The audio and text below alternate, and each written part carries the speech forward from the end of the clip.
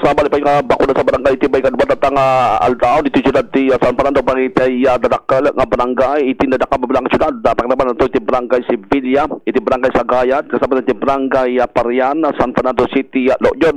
may kanban ito sa jay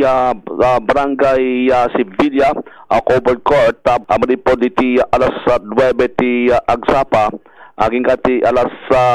12 iti tingataldaw para iti agsapa uno ti munang pasat na sabutan na dapat ti alauna aging kana ti alas 3 iti balam para karagitay second dose kana dapat ti first dose dagiti agpabakuna manipod ti alas 9 aging kata alas 12 iti tingataldaw kat karagitay ag second dose wanda dagitay na bakuna ti first dose iti napalabas nga October 6, 2021 kasabatan nga iti alauna ti malam maging alas 3 sa madlang ti malam para kitay ag first dose kaya dito ka sululukat para ti category A1 kasabatan B kategory AB manipod kari iti talo nga nadakamat madlang nga barangay panutoy kat para kitay para iti bakuna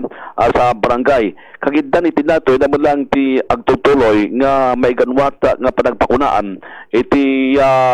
masakupan madlang iti may isang gymnasium iti may isang pang pribado pagkadana ng masalangan sa barangay Kadatan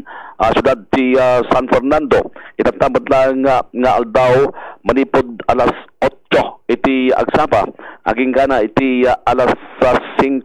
iti balam kana dati kadagitay priority adagitay A2 kat paragitay senior citizen kan mabalimpay kadagito madlang A2 iti walk-in dagitay may tada nga walk-in para lang kadagitay senior citizen kan ipabalagip ay agpabakuna nga mangituod na lang kadagitay valid IDs karon na nagitay nag first dose nga mabakunaan para ti second dose kat kasapulan nga may tuwod dagitay vaccination na cards ditoy iti pakitaan nga suda kad nakapagbakuna iti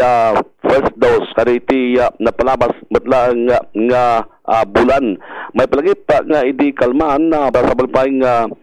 bakuna sa barangay iti naiganmatmat kadagiti